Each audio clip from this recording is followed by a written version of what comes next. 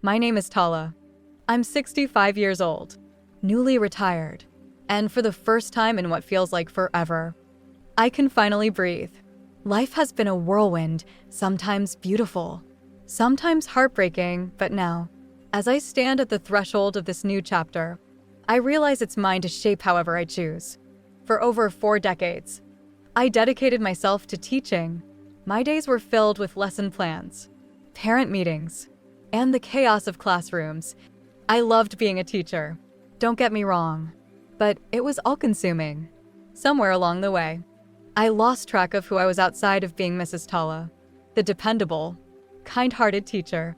Then, of course, there was my family. My husband, Sam, was the love of my life. We built a beautiful home together, raising 3 wonderful children who are now grown, married, and scattered across the country. But 5 years ago, Sam passed away. It still hurts to think about. Losing him left a void so vast that, for a long time, I didn't think I'd ever feel whole again. In the years since, I poured myself into my work and into being a mother, even though my kids didn't need me the way they used to. When the time came for my retirement, my colleagues threw a big party. There were heartfelt speeches, hugs, and promises to stay in touch.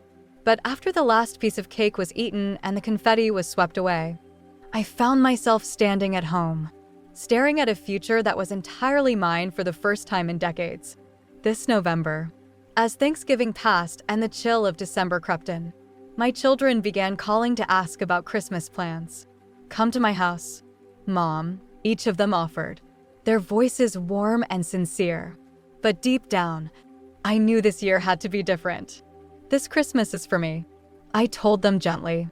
"I'm going back to where I grew up. It's been so long, and I want to celebrate my retirement and Christmas there." They protested a little, worried I'd be lonely, but I reassured them. They had their families, and I had my memories. The place I was going to was my hometown, a small, quiet village that hugged the edge of a sprawling forest. It had been so many years since I'd set foot there, but I could still see it in my mind's eye, the cobblestone streets, the little general store, the cabins with their wood smoke curling into the winter air, and, of course, the woods. The woods. As a young girl, they were my sanctuary. Whenever the world felt too loud or too big, I would retreat there, finding solace among the towering trees and the gentle babble of a small stream that cut through the heart of the forest. I'd sit for hours, daydreaming or just listening to the sounds of nature. Now, with this newfound freedom, I was determined to visit those woods again. The week before Christmas, I began packing. I folded my thick sweaters and woolen socks, tucking them neatly into my old suitcase. Among my things, I slipped in a worn journal I hadn't used in years, thinking perhaps I might write while I was there. As I packed, my mind wandered. What would the woods look like now? Would the trees still be as tall? Would the stream still sing its familiar song? The drive back to my hometown was long but peaceful. The scenery changed gradually, the sprawling cityscapes giving way to open fields and then to the quiet charm of the countryside. My heart beat faster the closer I got, a mixture of excitement and nerves. When I finally arrived, the village looked much the same, though time had left its marks. Some of the buildings were newer, shinier, but the spirit of the place was still alive. I drove a little further to the edge of town, where my cabin awaited me.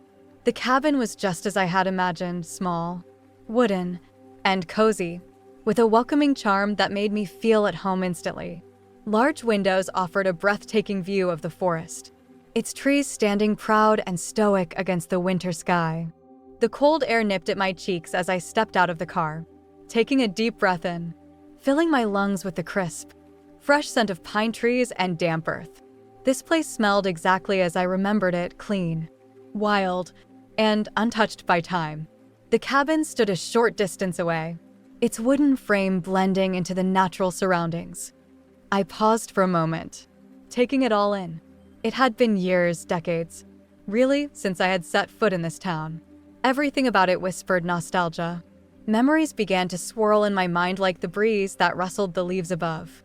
I saw myself as a young girl, carefree and full of life, darting through the woods with my friends, laughter echoing through the trees.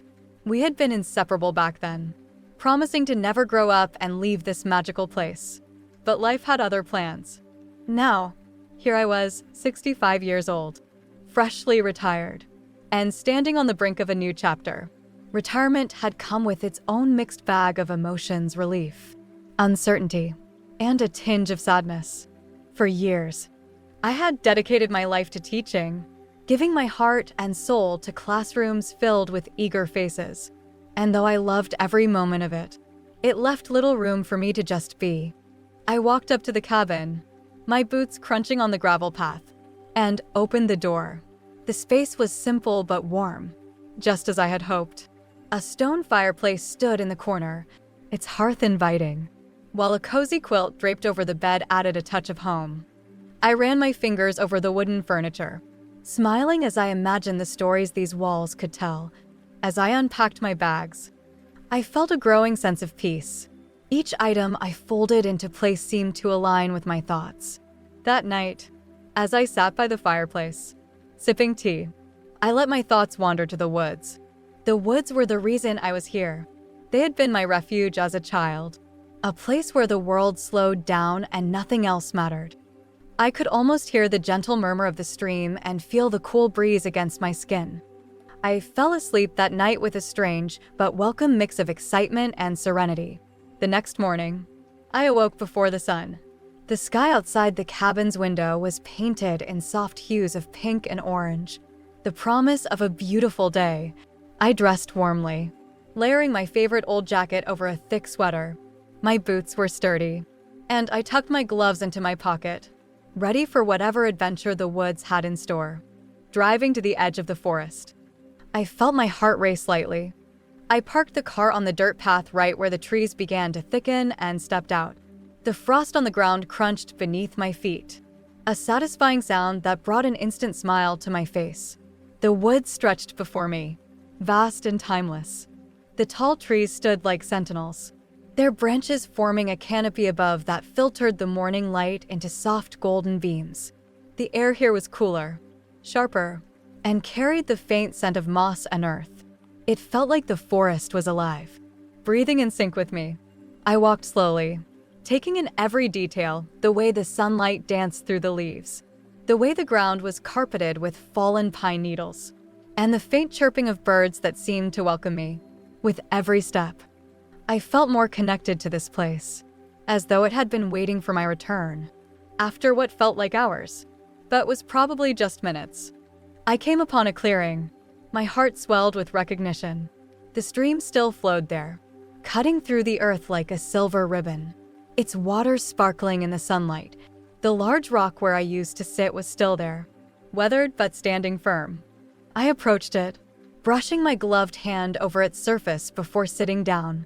The rock was cold beneath me, but I didn't mind. I closed my eyes, letting the memories rush in like a tide. I could see myself as a little girl, her hair in braids, sitting here and staring at her reflection in the water. Back then, the woods had felt like a magical kingdom, a place where dreams could come alive. For a while, I was completely lost in the moment: the sound of birds chirping, the rustle of leaves, the gentle gurgle of the stream. It was like nature itself was singing to me. Sitting on that familiar rock, I felt like the world had paused just for me, letting me bask in its beauty and simplicity. My mind wandered through old memories, childhood adventures, stolen moments of solitude, and the many dreams I had spun while sitting by this very stream. For the first time in years, I felt truly at peace. Then, out of nowhere, I heard a voice behind me. "Hello, ma'am." Startled, my eyes flew open, and my heart jolted. I scrambled to my feet, spinning around to face whoever had spoken. Standing a few feet away was a man. He was tall, so tall that I had to tilt my head slightly to meet his gaze. His skin was a rich, deep brown, and he carried himself with an ease that was both confident and unassuming. Broad shoulders filled out his simple jacket, and his posture was relaxed, as though the forest itself had embraced him as part of its scenery. What struck me most though, was his smile. It was warm, genuine, and so unexpectedly bright that it seemed to light up the space around him. His teeth gleamed against his dark skin, and his eyes held a kindness that immediately put me at ease, even as my pulse raced. "I'm sorry if I scared you," he said, holding up his hand slightly, palms out, as if to show me he meant no harm. His voice was deep, resonant, but carried a softness that made it almost musical. I couldn't find my voice for a moment. My instincts told me to be cautious. I was alone in the woods. After all, but something about him felt safe. Finally, I managed to speak. "It's okay," I said, my voice steadier than I expected. "I just wasn't expecting anyone else out here." He nodded, his smile never faltering. "I didn't think anyone else came to this part of the woods anymore," he admitted. Then, after a brief pause, he added, "I'm Kane. By the way, Tala," I replied, still feeling a mixture of surprise and curiosity. For a moment, we simply stood there, the sounds of the forest filling the space between us. The breeze whispered through the trees, carrying the faint scent of pine and earth. I noticed how Kane stood slightly apart, his posture open but not imposing, as though he understood the importance of giving me space. "This place is special to you, isn't it?" he asked, breaking the silence. His tone wasn't prying, just curious, almost reverent. I nodded slowly, feeling a lump rise in my throat. "It is," I admitted. "I used to come here all the time when I was younger. It was my escape, my sanctuary." Kane's smile softened, and he glanced around, taking in the clearing as if seeing it through my eyes. "I can see why," he said. "It's peaceful here. Feels like the world stops for a while." I couldn't help but smile back. Exactly. Our conversation flowed naturally after that, like a stream winding its way through familiar terrain. I learned that Kane had recently moved to the area. He told me he had always been drawn to quiet, natural places, and when he stumbled across a small town, something about it just felt right. "I come to the woods a lot," he explained. "There's something grounding about being here. It clears my head." "I feel the same way," I said. "Even after all these years, this place still feels like home." Kane nodded, his eyes thoughtful. "Not many people appreciate places like this anymore. It's nice to meet someone who does." His words warmed me more than I expected. There was something refreshing about his presence, something genuine that I hadn't encountered in a long time. It wasn't just his kind eyes or his easy smile. It was the way he listened, truly listened, as though every word I said mattered. As we talked, the initial awkwardness faded. We wandered a little, staying near the clearing, our steps slow and unhurried. He asked about my childhood, and I found myself sharing stories I hadn't thought about in years about climbing trees, collecting wildflowers, and pretending the woods were my kingdom. Kane listened intently, occasionally laughing softly at my anecdotes. "Sounds like you had quite the imagination," he said with a grin. "I did," I admitted, laughing a little myself. "Maybe I still do." There was a pause, a comfortable silence that settled between us as we stood by the stream. I watched the water ripple and shimmer in the sunlight, feeling a strange sense of contentment. "This place has a way of bringing people together, doesn't it?" Kane said suddenly, his voice quiet but firm. I glanced at him, surprised by the statement. He wasn't looking at me but at the trees, as though speaking to the forest itself. When he finally turned his gaze back to me, there was something in his eyes, something sincere, almost wistful. "I guess it does," I replied softly. The sun had shifted higher in the sky, casting dappled shadows across the forest floor. I hadn't noticed how much time had passed, but I didn't mind.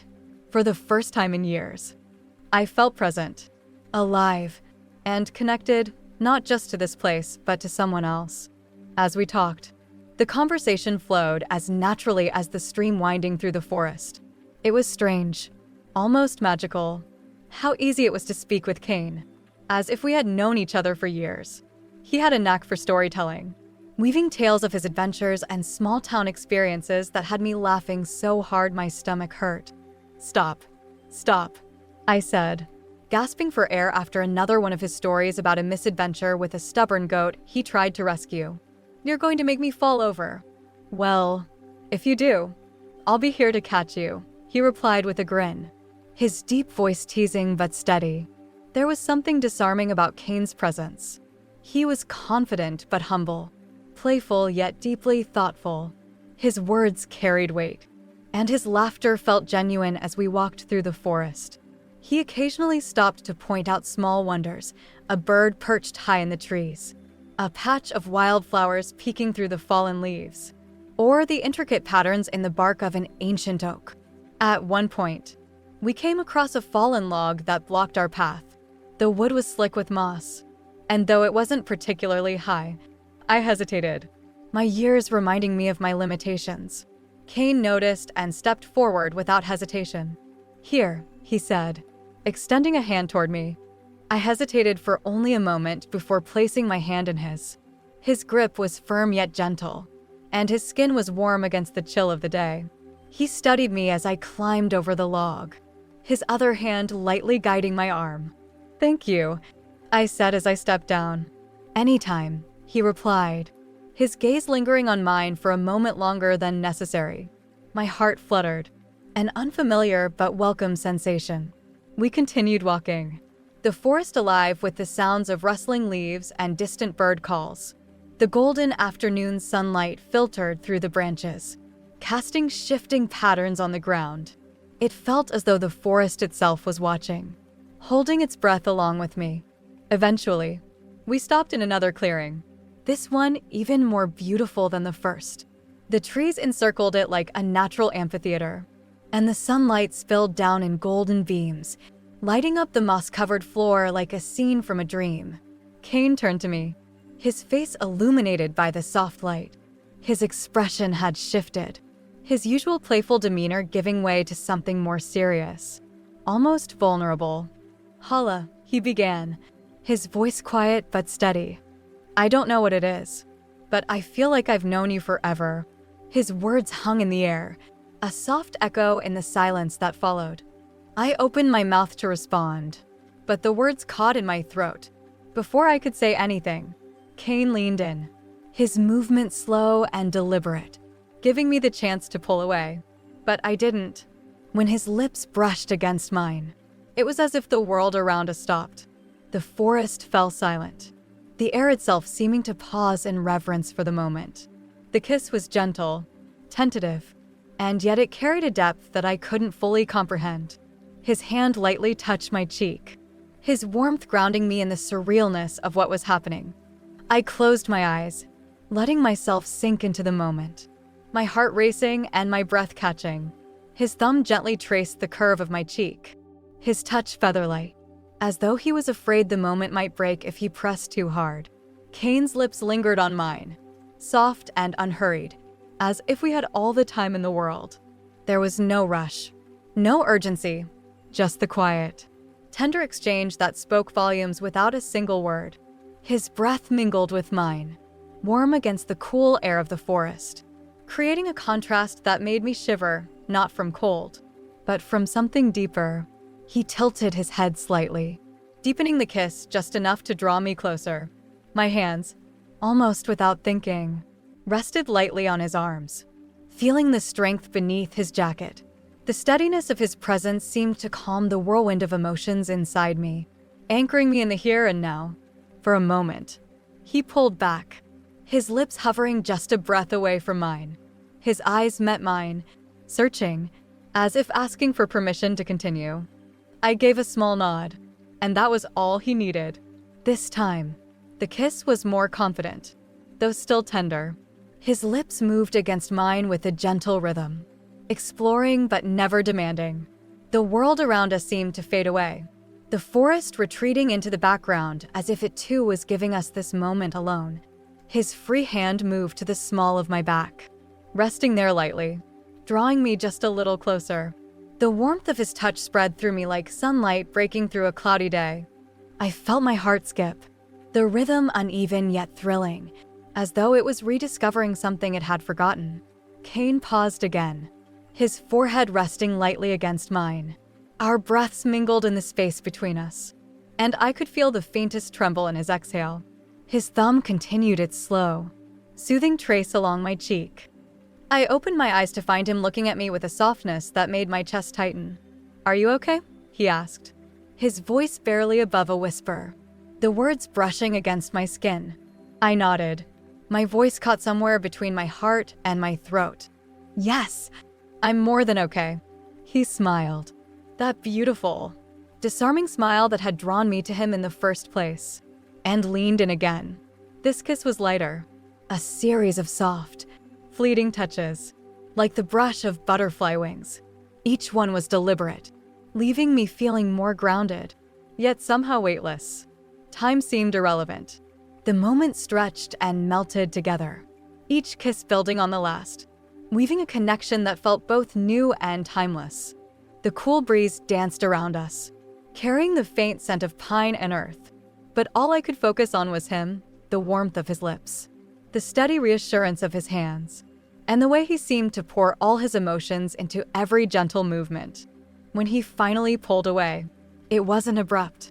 It was slow, like the fading of a sunset, leaving behind a lingering glow. We stood there for a moment, both of us slightly breathless, our faces close enough to feel the warmth of each other's skin. Then, almost simultaneously, we laughed softly, the sound breaking the tension in the most natural way. His hand moved from my cheek to tuck a stray strand of hair behind my ear, his touch lingering just a moment longer than necessary. "That was unexpected," I said, my voice barely above a whisper. "It was." Kane agreed, his lips curving into a smile. "But I don't regret it." "Neither do I admitted, surprising even myself. As the sun began to dip lower in the sky, casting a warm golden light over the forest, we began walking back toward the edge of the woods. The silence between us wasn't awkward, it was comfortable, like a shared secret we both held close. The forest seemed to hum around us, the sounds of birds and the rustling leaves forming a gentle backdrop to our steps. I glanced at Kane as we walked, his profile illuminated by the soft glow of the setting sun. His expression was relaxed, a small contented smile tugging at the corners of his mouth. It was hard to believe that just hours ago we had been strangers. Now, it felt as though we had known each other for much longer. "Thank you for today," I said, breaking the silence. He turned to me, his eyes warm. "I should be the one thanking you. Meeting you, well, it's not something I'll forget anytime soon." His words made my heart flutter, but I managed to smile. "You're full of surprises." "Kane," he chuckled softly, the sound rich and warm. "I guess the woods have a way of bringing people together." When we reached the edge of the forest where my car was parked, the reality of parting hit me. I didn't want the day to end, but I knew it had to. Kane seemed to sense my hesitation because he reached into his pocket and pulled out his phone. "Before you go, let's make sure we can find each other again," he said. I smiled and handed him my phone. We exchanged numbers, and as he handed it back, his fingers brushed against mine. It was such a simple touch, yet it sent a spark up my arm. "I'll visit you in town soon," he said, his voice low but certain. "That's a promise." His tone left no room for doubt, but I couldn't resist teasing him. "You better keep it." "I'll hold you to that." "Kane." "Good," he replied, grinning. I wouldn't want it any other way. As I got into my car, he stood there, hands in his pockets, watching me with that easy smile that had become so familiar in such a short time. I gave him a small wave before starting the engine. As I drove away, I caught one last glimpse of him through the rearview mirror, standing there amidst the trees. The drive back to the cabin was filled with a strange, beautiful sense of contentment. I couldn't stop smiling, replaying every moment of the day in my mind. My heart felt lighter than it had in years, as though some long-forgotten part of me had been brought back to life. When I pulled into the cabin's driveway, I turned off the car and sat there for a moment, staring out at the twilight sky. Whatever this connection was, it was unexpected, but it felt so right. I didn't know what the future held, but I knew one thing for certain. I was already looking forward to the next time I would see Kane.